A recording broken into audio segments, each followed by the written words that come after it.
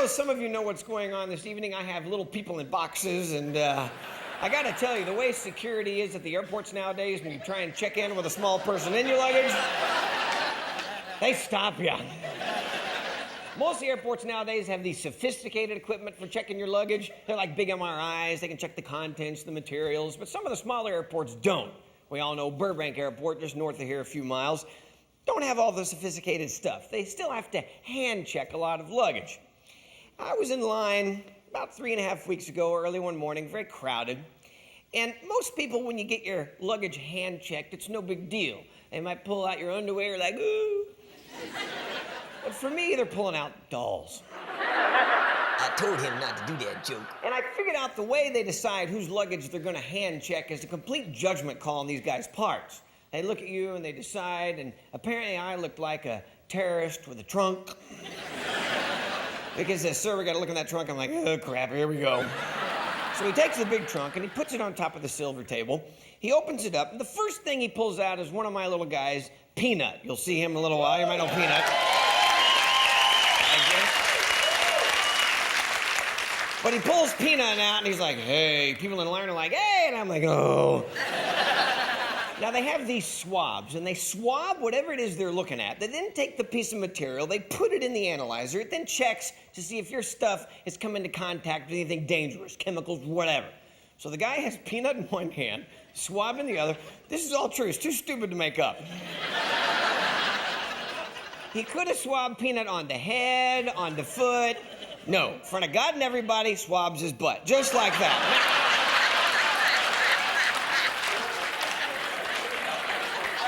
I know it's only a puppet, but I work with the guy. There's a relationship here. And I'm sitting there watching this, and the first thing I find myself thinking is, you sick bastard. What the hell? Why are you wiping my friend's butt? He then takes the swab, puts it in the machine, shuts the door. I think we're finished. We start to put things away. Suddenly, the little machine goes, eh.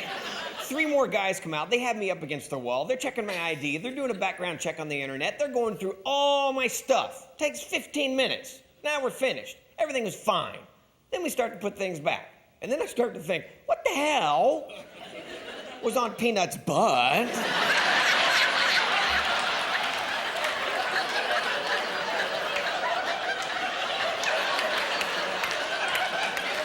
That labeled me the potential terrorist. And this is all true. And I asked the guy, and he goes, well, it's all in code on the computer. Let's see. And he goes, that would be military-grade plastic explosives. And I go, what? And he goes, well, sometimes the machine confuses lotion for that. And I went, no, there's no lotion on the puppet's ass.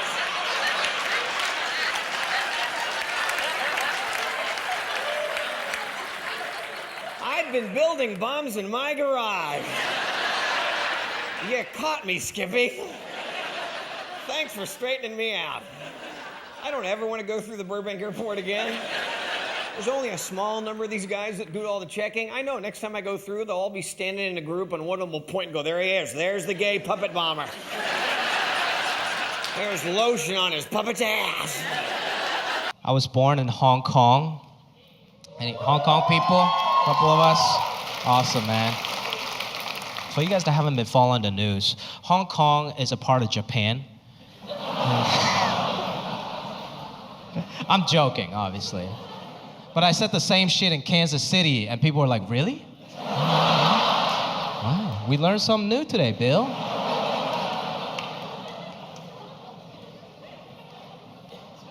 I did a show in Kansas City. I don't know why either. People are very nice in Kansas City. I'm not gonna say like they're racist or anything like that, but they're just like curious. Like they're watching me like they're watching an episode of National Geographic. And a pack of giraffe just ran by. And they're like, oh, never seen one of those in real life. Looks majestic. This one kid in Kansas City came up to me after the show. Very nice kid. This is what he said. He was like, Jimmy, thought you were really funny, man. I don't mean to offend you. That's when you know you're about to get offended. It's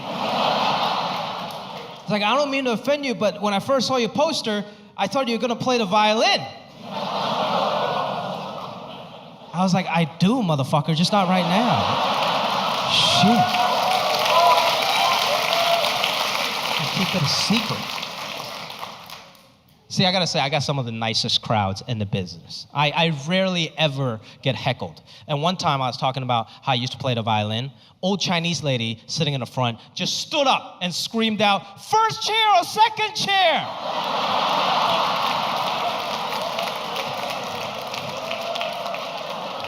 And I was like, "Thanks, ma'am. Fifth chair, actually, fifth chair." It wasn't very good. It wasn't good.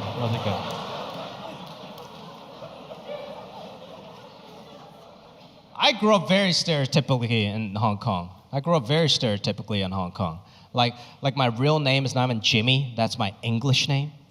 My real name is Man Xing. In Cantonese, Man Sing. It stands for 10,000 success. Yeah. I had very ambitious parents. And now I'm telling dick jokes and doing Tai Chi on stage, so. Jimmy was just kind of like an arbitrary English name that just sounded easy. And my dad, he named himself Richard. I was like, "Dad, why'd you name yourself Richard?" He was like, "Because I want to be rich." It makes so much sense. And then they named my older brother Roger after the James Bond actor Roger Moore. Yeah, but my brother hated that name. He was like, "Man, it makes me sound like an old white guy." So eventually he changed his own name to Roy. So now he sounds like an older white guy. And now his full name is Roy Roger, which is the oldest white guy to ever white. Australia, great country to visit if you're concerned that you have a drinking problem. Like, I don't know if you are aware of this, an Australian is just an Irishman who's been left out in the sun for too long. That's how they make Australians. They don't have babies like the rest of us. You take an Irish person, you just airdrop them in the desert without sunblock, and like 6 weeks, just like, oi, oi, oi. They sort of melt into Australians. It's a strange phenomenon. But it was nice to go to Australia because there's no pressure to speak a second language. I was in Western Australia where a lot of people don't even speak a first language. It's like, I don't know what weird sounds are coming out of your mouth, but I refuse to believe information is being conveyed at all.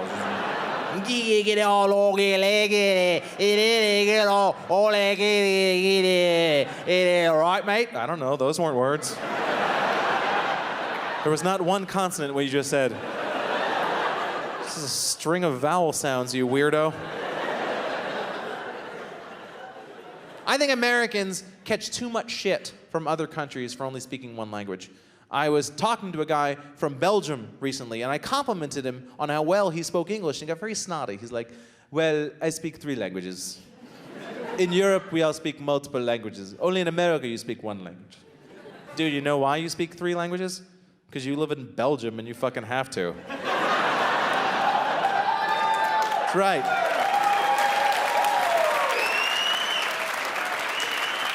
I don't want to sound like an imperialist, but let's be honest here. Belgium, a very petite nation.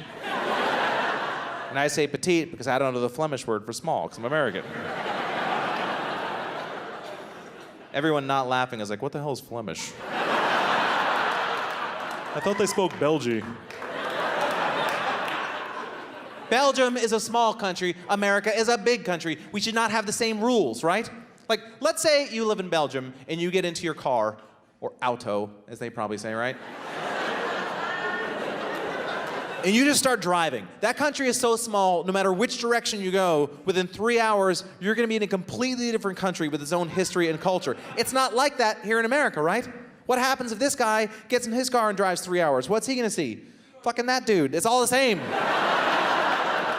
It's just cheesecake factories and sunglass huts as far as the eye can see.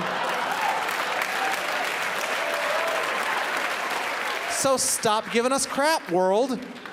I'm sorry we're not surrounded by other cultures. We only have 2 neighbors in America, and they're a fuck of a distance from each other, right? Like, if you live near the border of one of them, you don't know anything about the other, okay? No one who has spent his entire life in Vermont knows how to make a good pico de gallo. And no one from San Antonio knows how to shovel a driveway. That's... right? But, you know, the American racism is in your face. At least I know where I stand. I know there's certain places I'm not going to. I know I can come to San Francisco and be welcomed. I know that. I know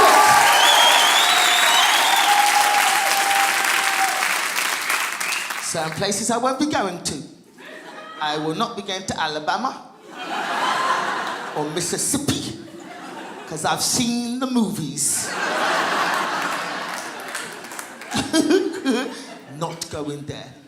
But I'm not saying that England hasn't got their races. England's got their races as well. Because I used to be an engineer. Before I did comedy, I used to be an engineer. I used to build and repair elevators for a living. And I worked on building sites.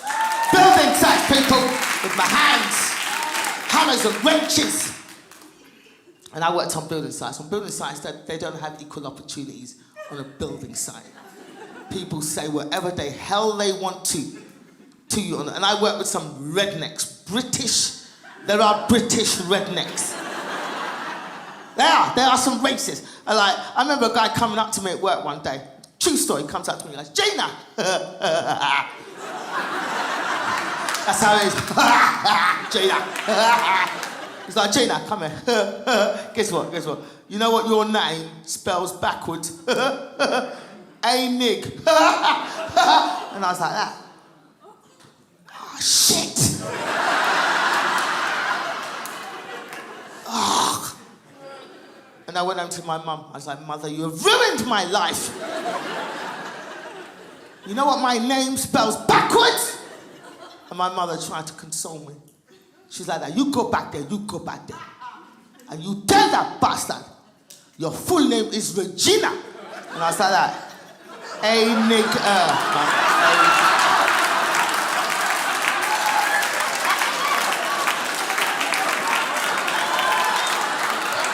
Write that shit down, write it down, you see.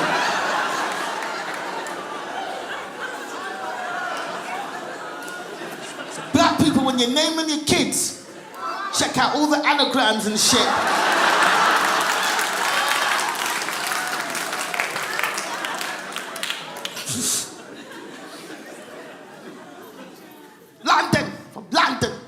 London's had up and down. Yeah, we've had up and down here in London, haven't we?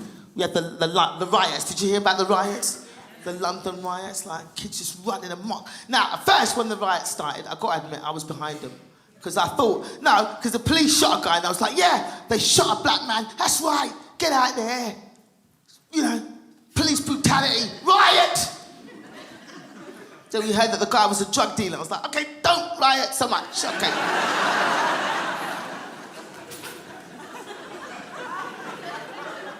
And then it turned from just rioting to kids just stealing shit. And that's all it was, just kids running amok and stealing stuff, just looting anything. They're like, oh, the country's in disarray. Let's go out and take stuff. Woohoo! And that's what it was. There were kids just running around, just breaking into any stores they wanted. Like some kids broke into a McDonald's.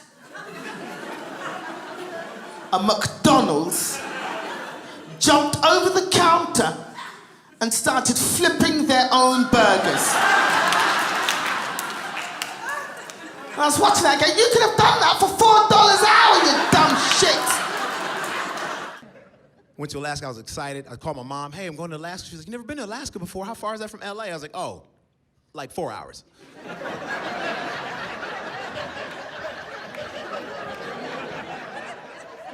If you're not laughing, you're like, oh shit, how far is it?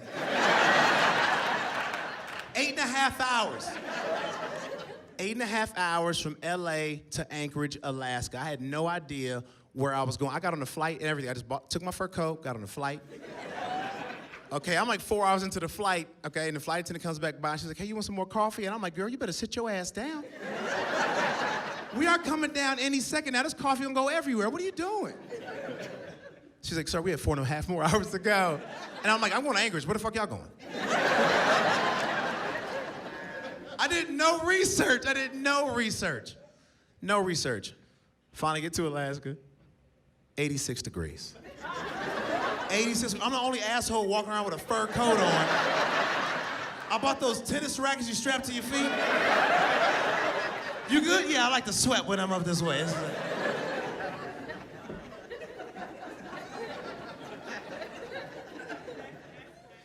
When I got to Anchorage,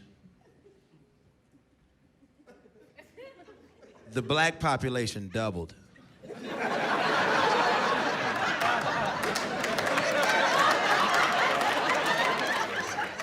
And he was at the airport waiting on me. He was like, oh, shit.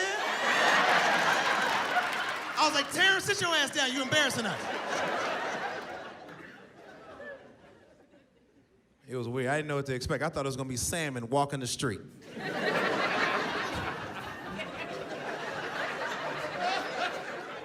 I thought it was gonna be salmon at the beach like this. Like,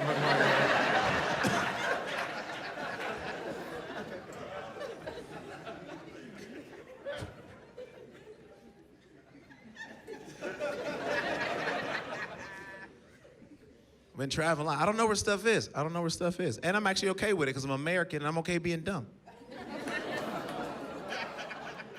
You saying that because you haven't traveled. We're dumb, it's okay. Like, here, and we're not stupid. Here's the problem, is like, we don't want to know and we don't care to know. Somebody tells me like, oh, you know where Vermont is?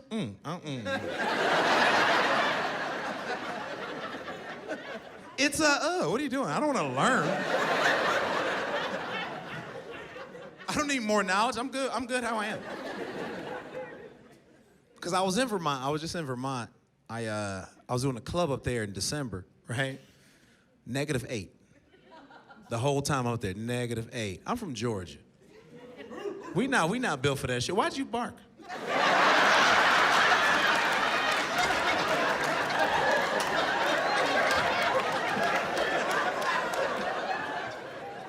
If I said UGA, we're talking about the Bulldogs, I'm like, okay, that makes sense.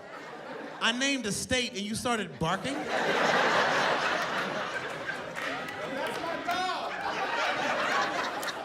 Shut the fuck up.